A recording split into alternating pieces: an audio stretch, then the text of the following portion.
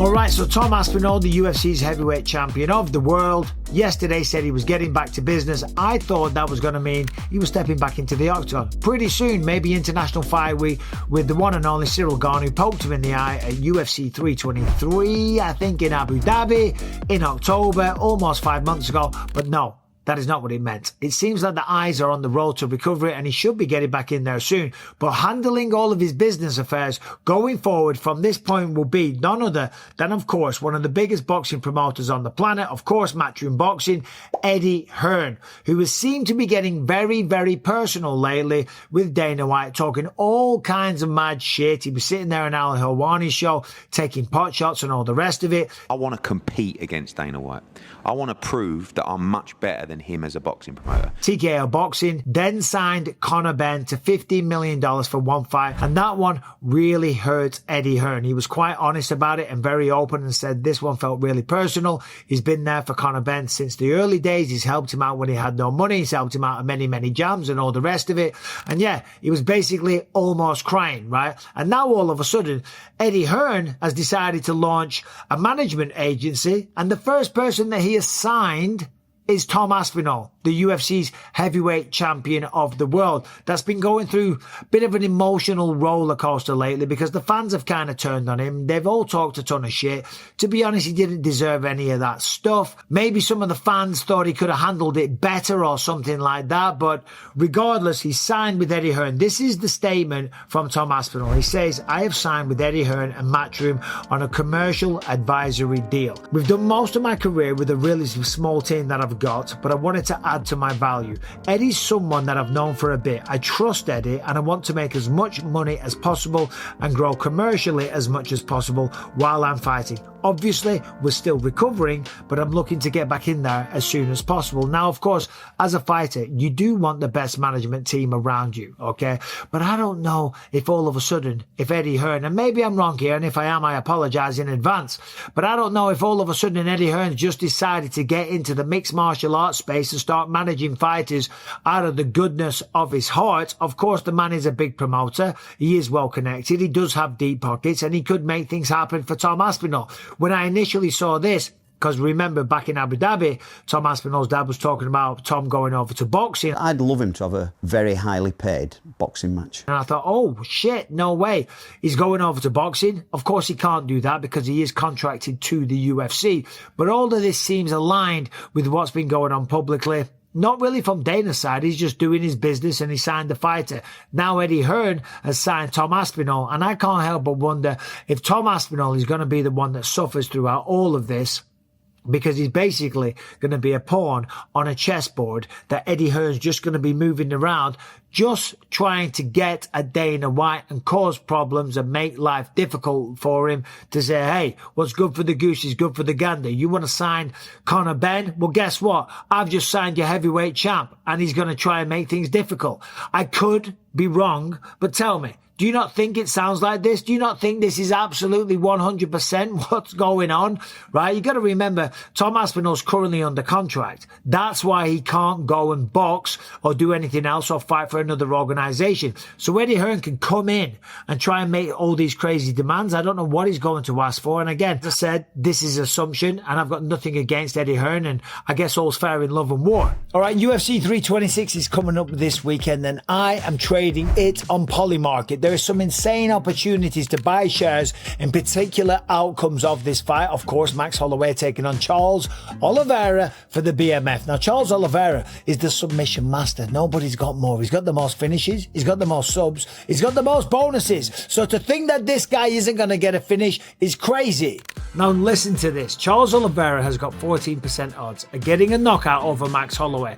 Now, these two are legends, but they are at the end of their career. They are ready to stand and bang, but now, of course, they have more miles on the clock. Now, respectfully, Max Holloway was knocked out just 2 fights ago. And if you believe that that can happen again, you could turn 1,300 into $10,000. That is, of course, if you believe Charles comes out explosive and does what he's going to try and do. He's going to try and finish this fight, and I'm telling you, he's got a really good chance of getting a knockout. So download the Polymarket app today. Use the code BISPING. That will allow you to skip the wait list. And by the way, you'll also get $10 for free. And by the way, if he does get a submission or a knockout, you don't have to wait for the ultimate decision to claim your money. If that percentage shoots up to over 50% over round 1, you can trade it out anytime for a massive return. Now, you can never do that on traditional sportsbook. They block your cash outs and they hold your money hostage during these big fights. But right now, you can sign up to Polymarket. So download the Polymarket app today and use the code BISPING to get at the top of the wait list for early access to the Polymarket app. There's football, UFC, NBA, you name it, they've got it all covered. But this weekend's all about Charles Oliveira taking on Max Holloway, and there are some real opportunities to make some amazing trades. Download the Polymarket app. The code, as always, is BISPING, my last name, just in case you didn't know. All the best. I know Eddie Hearn a little bit. I did a podcast with him a long time ago with him and Tony Bellew, and he seemed all right. He's got a good sense of humour and all the rest of it. Tony was just saying, Michael, that you're very lucky that you've retired, because it was 100%.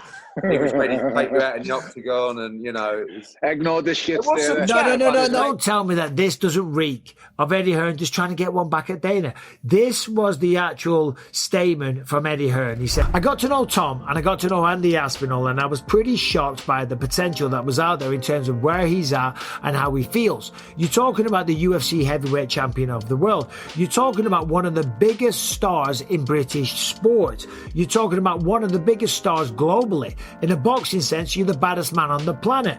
And that's what he is. He's a good guy. And Tom is the baddest man on the planet, and he is a good guy, and I wish him nothing but the best. And I hope that this entire situation works out in his favour. But Eddie went on to say, "I feel like I met a man that was a little bit broken, if I'm honest with you."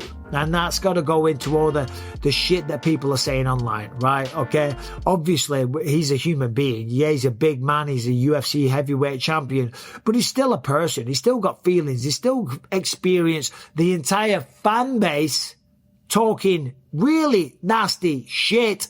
And then on top of that, you got John Jones out there calling him a quitter all along and all that type of stuff. And a lot of fans that are on John Jones' side, they kind of jumped on that bandwagon. So maybe Tom did seem a little bit broken. Eddie Hearn went on to say, one of the things he said to me, he said, "Are you sure you want to represent me? I'm a bit of a broken record at the moment." I said, "What are you talking about? You're the UFC heavyweight champion of the world. You're one of the most fierce fighters on the planet. And I see you as a massive star. Get your chin up. Get your mop up, right?" And that's probably somewhat true. As I just said a moment ago, Tom has probably been feeling down in the dumps. And for Eddie Hearn to say that, he's absolutely right. You are one of the baddest men on the planet. What are you doing? Get back in there and start whooping some ass. Now, in terms of whooping some ass, initially when I saw this, I thought, oh my God, is Tom going over to boxing? Because remember, fight week in Abu Dhabi, his father was talking about him going over to boxing because there's more money there. And of course, that's the association with Eddie Hearn. You're okay with an MMA champion, but you wanted a boxing champion. Boxing for sure. The money is more money. Yeah. More money. Why not? But I wasn't. I was wrong. He was under contract. And that's what Eddie Hearn goes on to say. Eddie Hearn says he has a contract with the UFC. This isn't about bringing him into boxing.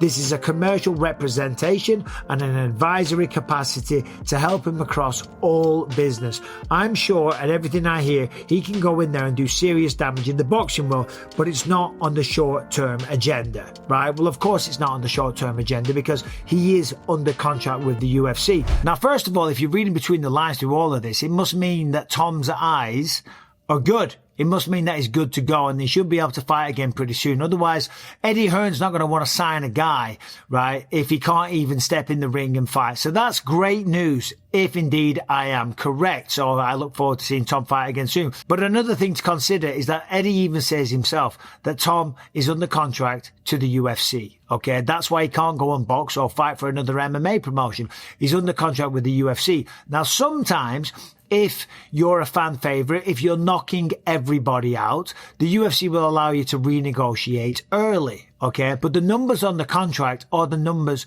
on the contract. You have signed your name on a piece of paper, you have put your signature on the dotted line, and therefore, you're under contract. So whatever numbers that it says, you have to perform and fight and compete for that allotted amount of money. Sometimes they let you renegotiate early. Sometimes they don't. It all depends on the situation, right? So if Eddie Hearn's going to come in and try and say, right, we want $100 million or whatever it is, like they pay Tyson Fury out in Abu Dhabi or Saudi Arabia, that ain't going to fly. They're going to say, look, listen, first of all, you bring in Eddie Hearn, who is not exactly friendly to the UFC right now.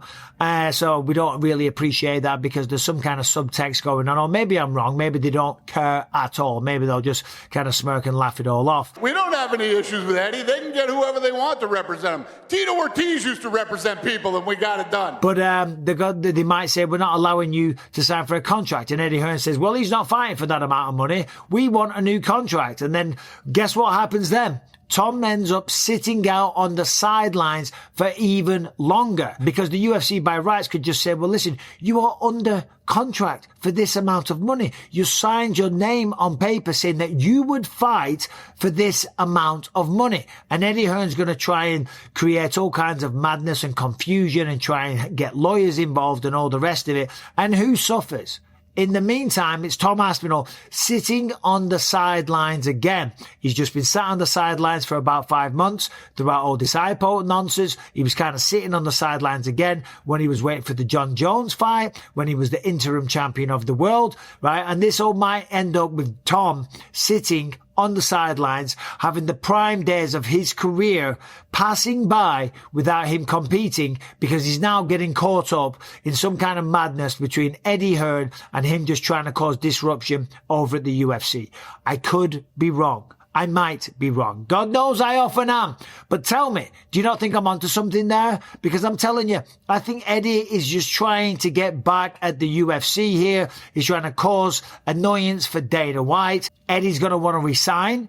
They won't allow him to resign. And as I say, in the meantime, he gets stalled out, sits on the sidelines, and tons of time pass by. He won't be able to go fight in another organization. He certainly will not be able to go and box, because if he does, he will be breaching contract and no doubt will get sued. So I don't know. I hope I'm wrong. I really do, because Tom's a good guy. Remember, throughout all of this, there is a human being involved, and this all might be Eddie Hearn trying to stir the pot and not really, I'm not saying trying to damage Tom's reputation, and I don't think consciously trying to steer his career off ship, but that is what might end up eventually happening because he's under contract. They can't force the UFC to give more money, and he can't go and fight anywhere else. And if they don't agree to it, they will just say, you're under contract. Simple as that. So for the short term, I'm not sure really what Eddie Hearn can do for him until the time comes for when the renegotiation happens. Again, I don't know. That could be 2 fights down the line, 3 fights down the line, and who knows. Main thing I want to see is Tom Aspinall back in the octagon.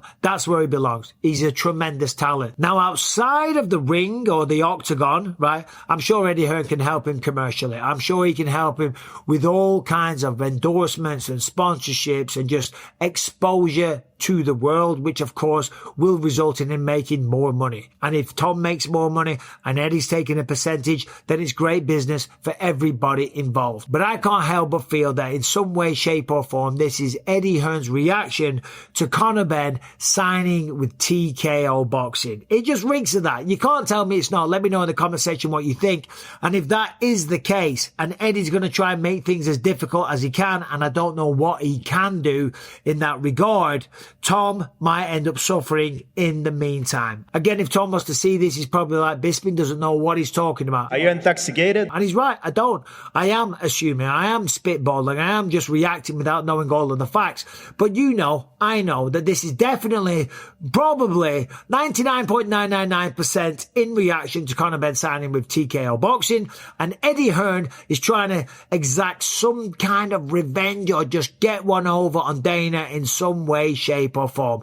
I don't know. Let me know what you think. The thing that I want to see is Tom Aspinall back in the octagon taking on Ciryl Gane, right? Not going over to the boxing world after 2 fights and then taking on Francis Ngannou, although I would like to see that. Not stepping in against Alexander Usyk or Tyson Fury or anyone like that.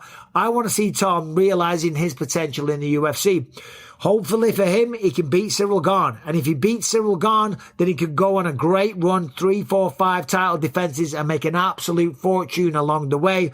But stay tuned, because I don't know how this one is going to play out. I don't know if Eddie Hearn is going to start making ridiculous demands, or maybe I'm completely wrong. Maybe I don't know what I'm talking about. What do you guys think? Let me know in the comment section, please, because this one is a very, very interesting situation. If Eddie wants to box, we can box. I don't think Eddie wants to box. Or maybe I'm just making a mountain out of a molehill. Either way, subscribe and ring the bell. Let me know your thoughts in the comment section, please. You guys have a great day. Currently, I'm out here in Las Vegas, UFC 326, going down in just a couple of days now. I cannot wait for it. Max Holloway taking on Charles Oliveira.